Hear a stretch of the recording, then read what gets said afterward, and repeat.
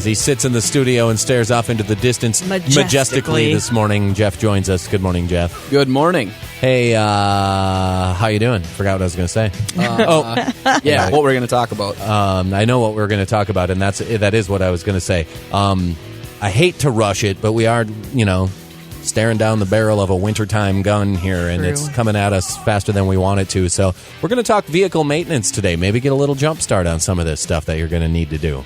Yeah, I was talking to my sister a couple nights ago, and she lives out in California, and we were talking about vehicles and vehicle maintenance and leasing versus That's what you talk about with your family when you get on the phone with them? I'm the car guy. That's You all are I talk diehard, about man. 24 hours a day. You are dedicated. I'm like a car robot. Anyway, when we're talking about the car's maintenance, things like that, I realized that she is 110% clueless when it comes to maintenance. Teresa, I love you, but it's true. And I was a little nervous that she wasn't, oil changes. Why? Because you're supposed to do that. Right. I'm the car guy. Yeah. So I'm helping her out with this whole thing. Now, what I did is, for those of you following along at home in your owner's manuals, well, if you want to page to 278, I'm just going to go through some of the things that it literally says in the owner's manual under the maintenance area. So, it says this section describes the required, not optional, required maintenance for the vehicle. Follow this schedule to help protect against major repair expenses resulting from neglect or inadequate maintenance. If you don't do it on time, you could have a major repair. It may also help to maintain the value of the vehicle if it is sold. If you do all your maintenance and it's running properly, yes, I'm going to pay more for that vehicle than I will with one that has a check engine light on for the past 6 months that you have no idea what it means. It is the responsibility of the owner to have all required maintenance performed. So if it's not done, warranty, if there's never maintenance done to the vehicle, then you might have a question there. Your dealer has trained technicians. Your dealer, not Bob's Auto Ranch. Your dealer has trained technicians who can perform required maintenance using genuine replacement parts, not aftermarket, but genuine GM parts, and they have up-to-date tools and equipment for fast and accurate diagnostics. Now, with the trained technicians, the dealer is the place. So again, they remind you that the dealer is the place for routine maintenance such as oil changes, tire rotations, and additional maintenance items like tires, brakes, batteries, and wiper blades. Not at home. So if you're, I'm just going to change my own oil and save $2, or, I'm going to try to put my own brakes on or see if I can figure some of this stuff out myself, I'll just go down to AutoZone, get some parts. So let's say that there's damage caused by improper maintenance, and that can lead, obviously, to some costly repairs, and it may not be covered by warranty.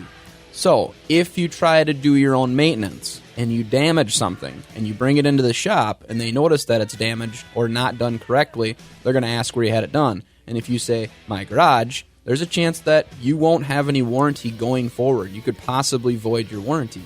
And to save $2, I don't think that's wise. So the tire rotation and required services are the responsibility of the vehicle owner. It talks about that again. Proper vehicle maintenance helps to keep the vehicle in good working condition, and it also improves your fuel economy, reduces vehicle emissions. So I think everybody wants to keep their vehicle in good working condition and have better fuel economy. Now, because of the way people use their vehicles, maintenance needs do vary from person to person depending on how they drive and where they drive. So in your owner's manual, they're going to have normal and severe driving conditions.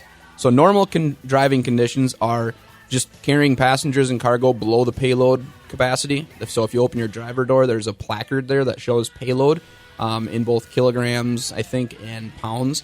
And as long as you aren't carrying more weight than you should be, you're under normal. Driven on reasonable road surfaces within legal driving limits. So nobody qualifies for that. I get passed by like 30 people a day driving the speed limit. And using recommended fuel. So the severe driving conditions are driven in heavy city traffic and hot weather. So in the summer in Minnesota, you're in severe driving conditions. Mainly driven in hilly or mountainous terrain. Frequently towing a trailer used for high speed or competitive driving. Not a lot of that. And used for taxi, police, or a delivery service. So that pizza delivery vehicle would be severe. And you'll notice that there's going to be more frequent services necessary in vehicles like that. And being that we live in Minnesota and one day it's 110, the next day it's 10 below, it might be wise just to follow the severe and keep it running smoothly. If there's another section about oil changes, if the vehicle is driven under the best conditions, the engine oil life system may not indicate the need for a vehicle service for up to a year. So let's say you're driving and your change oil soon message displays. You actually have 600 additional miles to put on that vehicle before you need to get the oil change. So it's less of an emergency than most people think, which is kind of nice. But they do say that if you don't put enough miles on within a year in order for that light to come on to get an oil change, you should still change the oil once a year. So that 7,500 mile service is going to be rotate the tires and change the oil.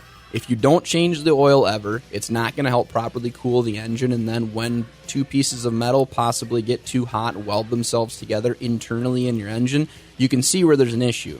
And they go inside and they let's say, try to drain the oil and nothing comes out but a couple of lumps. They know that you never did your oil changes, and you're going to have an issue with the warranty part of it. Now, rotating tires. Recently, I've seen some people that just, I don't know if they don't know, but they're not rotating their tires. And what's happening is the outside, from what they see, it looks fine, but the inside of the tire is bald. So they have tires that could potentially drive another 30,000, 40,000, 2 to 3 years, right? And they're going to have to spend another $1,000 on a set of tires just because they didn't pay the extra $20 to get them rotated every 7,500 miles, or typically once or twice a year. So those little inexpensive oil changes and tire rotations are so important to save you money down the road.